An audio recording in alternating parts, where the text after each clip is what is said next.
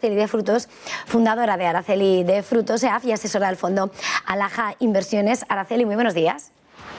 ¿Qué tal? Buenos días, Eva.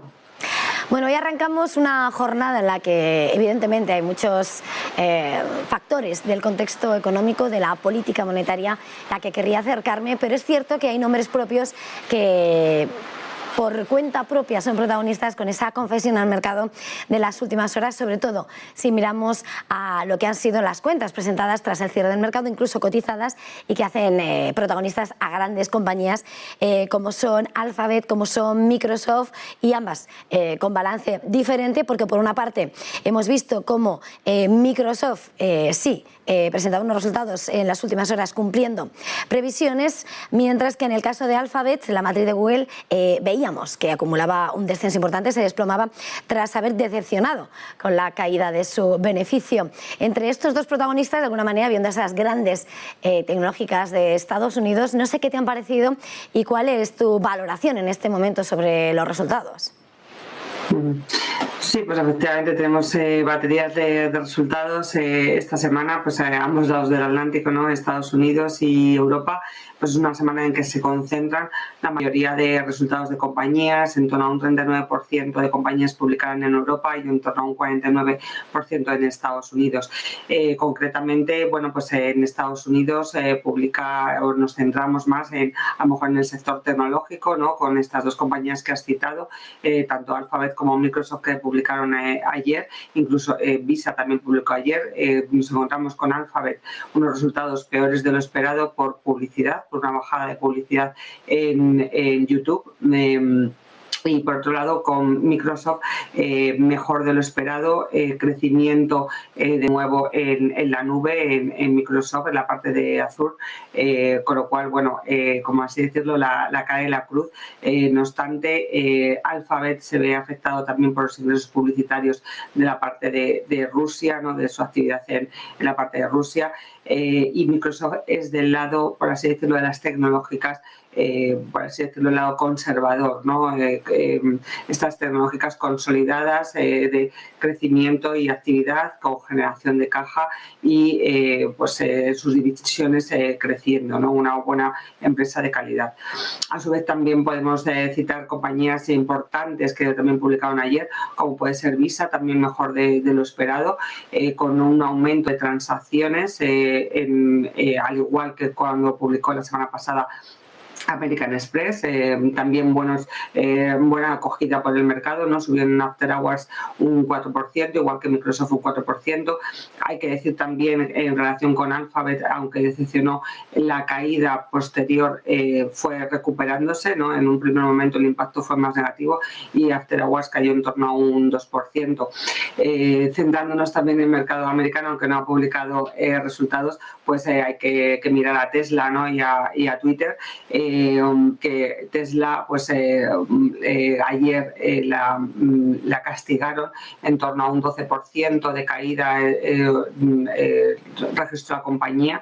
Esto debido a que, bueno, pues se está poniendo en duda dónde sacará el dinero para comprar estas Twitter, ¿no? Los 44.000 millones de dólares, pues 3.000 en principios en cash, que ya tienen los más 13.000 en bancos. El resto tendría que vender, se supone, acciones de Tesla para completar esa adquisición, o que algún fondo de capital riesgo entrara en la operación, ¿no?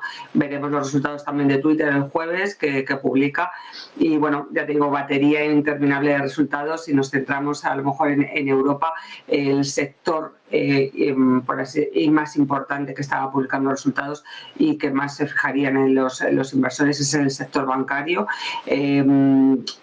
Cómo está impactando esta subida de tipos en sus resultados, cuál es esa sensibilidad ante la subida de tipos, y cómo afectaría este crecimiento, desaceleración económica que podemos estar viviendo, ¿no? No han sido malos los resultados, tanto Santander, como HSBC, como UBS.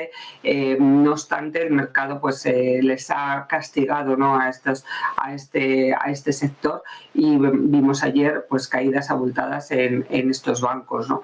Creo que el mercado en los resultados, aunque estemos muy pendientes de ellos, tanto en Estados Unidos como en Europa, lo que está poniendo en precio es una pronta recesión y aumentos de tipos de interés que nos llevarían ahí, ¿no? Ya están descontando en torno a un 2,5, en lo que cerraríamos el año en Estados Unidos en 2022, incluso 2023 pues ya un 2,75, y bueno, poniendo en precio esa recesión y esa incertidumbre que hay en mercado, que a lo mejor está nublando un poco los resultados que estamos conociendo en los resultados empresariales.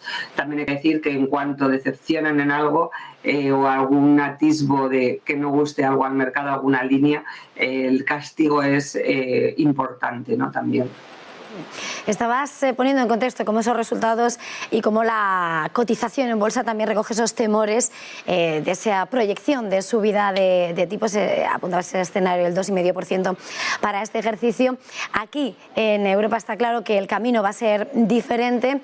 En este contexto en el que además estamos muy pendientes de cuál sea la inflación, este momento de altos precios que está golpeando a la economía y que no parece que vaya a haber gran tregua, sobre todo si miramos a lo que está siendo esa nueva arma económica que entra en funcionamiento dentro de esa escalada bélica. Hoy Rusia ya ha anunciado, ¿no?, cómo va a cortar el suministro de gas a Polonia y a Bulgaria por no pagar esa energía en rublos. De alguna manera se enrarece, se eleva más la tensión en esa guerra económica con los Occidente frente a Rusia y en concreto la Unión Europea frente a esa gas y a ese petróleo ruso. ¿Qué podemos esperar, por tanto, en el escenario de la inflación? Porque, claro, las voces van despertando en torno a que la subida de tipos no va a frenar esa inflación, que al parecer es la lucha principal, pero no va a ser suficiente. Pues efectivamente, ¿no?, las presiones inflacionistas vamos a continuar con ellas. Yo creo que bueno, pues actualmente el mercado lo que descuenta son pues la incertidumbre geopolítica, que la falta de confianza que hay en el mercado, y no solamente pues nos vamos a centrar en la guerra de Rusia, Ucrania en Europa y esa presión en los precios de materias primas que continúa estando, sino que también el mercado se centra pues en esas restricciones que pues afectan a China, ¿no?, en cuanto a cierres de distintas localidades por el repunte de coronavirus en esas regiones, ¿no?, lo que afectará también a la cadena de suministros y bueno, pues afectará también al ritmo de crecimiento, principalmente pues en China y el resto de las economías. Entonces la principal incertidumbre, yo creo que ahora mismo descuenta los mercados, aparte de bueno, pues guerra de Rusia, crecimiento económico de China desestabilizado y no cumpliendo expectativas por ese repunte de COVID, aumento de tipos de interés de una manera más agresiva de la Reserva Federal, que afectará al crecimiento económico y nos llevará a una recesión principalmente en la economía estadounidense. Y bueno, pues ante todas estas incertidumbres, el mercado lo que está es bueno, poniéndose a lo mejor más defensivo y bueno, perjudicando tanto a la renta fija como a la renta variable. En ese mismo contexto, Araceli, por detenernos en uno de los catalizadores del mercado, una de esas referencias claras, hemos visto cómo es verdad que el precio del petróleo, desde que se desencadenase la guerra, que llegaba a tocar los $140, se ha relajado bastante. Parecía que iba a estar estabilizándose en torno a los $100. Hemos visto cómo ha llegado de nuevo a tocar los 105, ahora $104,96 el Brent. ¿Hasta qué medida, cómo estás viendo el movimiento del oro negro y hasta qué medida sirve de pulso de lo que está siendo ese tensionamiento en el mercado? Sí, bueno, ya lo comentábamos, bueno, no me atrevo a decirte ni qué precios llegará a el oro negro, ¿no? a cotizar, pero sí que lo que se está viendo es esta estabilización por encima de los $100, ¿no? Barril. Entonces, bueno, mientras continúen estas tensiones geopolíticas, yo creo que el petróleo seguirá ahí. Sí que es verdad que, bueno, por el lado de la demanda, con las restricciones en China, podríamos haber tenido, ¿no? un cierto retroceso y un cierto, entre comillas, alivio de este repunte de los precios, pero yo creo que más o menos en estos niveles es donde se mantendría el precio del crudo, mientras dure estas tensiones geopolíticas en Rusia, ¿no? Antes de terminar, querría preguntarte, Araceli, estaba señalando las tensiones que siguen rodeando el mercado, las dudas. ¿Cuál sería tu recomendación? ¿Cómo hay que estructurar una cartera para buscar oportunidades de negocio en estos momentos? ¿O cuál es el movimiento o inactividad a adoptar y recomendable? Bueno, actualmente lo que tenemos que, bueno, siempre recomendamos, ¿no?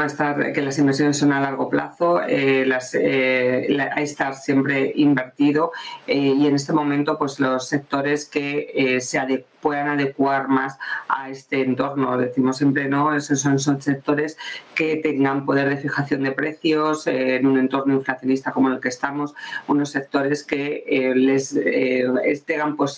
actúen positivamente ante las subidas de tipos de interés, como puede ser todo el sector bancario relacionado con servicios financieros, aquellos que se apoyen en la política fiscal, como puede ser, bueno, pues todo esto, en temas de construcción, este apoyo del gasto público en infraestructuras, en renovables y, bueno, pues aquellos sectores que tengan alta rentabilidad por dividendo. Ahora mismo, pues tenemos que no solamente la búsqueda de rentabilidad, sino que también tenemos que buscar una cierta estabilidad y menos volatilidad en la cartera, y estas empresas también de alta rentabilidad por dividendo no la dan. No se descarta a medio plazo, a lo mejor ya en la segunda parte del año, sí que incluir en las carteras algo de renta fija, algún fondo también de renta fija ya más larga duración. Vemos que los mercados de renta fija se están también un poco estabilizando, ¿no? En torno al 2,90, 3%, el bono a 10 años americano, y llegar a un punto, bueno, pues que ese 3% nos compense ese trade-off entre renta variable y renta fija, y cambiando algo de renta variable por renta fija. Pero ahora mismo, pues sectores defensivos, alta rentabilidad por dividendo, sectores con poder de fijación de precios, como servicios de empresas y sector lujo, que aunque esté penalizado por China, sí que ha tenido muy buenos resultados, tanto Louis Vuitton como Kering, como Hermès, y bueno, pues en este contexto lo que hay que tener es paciencia también, como se dice siempre, y bueno, y tener una cartera con buenos fundamentales, ¿no? Y que se adecue pues a este sector, a este entorno, perdón, y no nos olvidemos del sector tecnológico, que aunque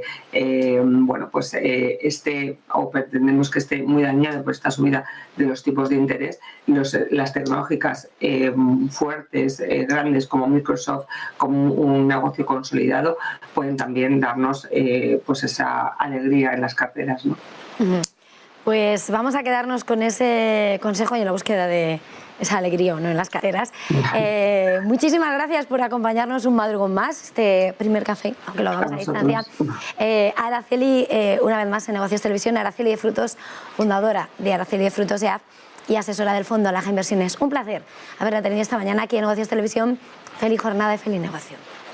Muchísimas gracias a vosotros, feliz negocio.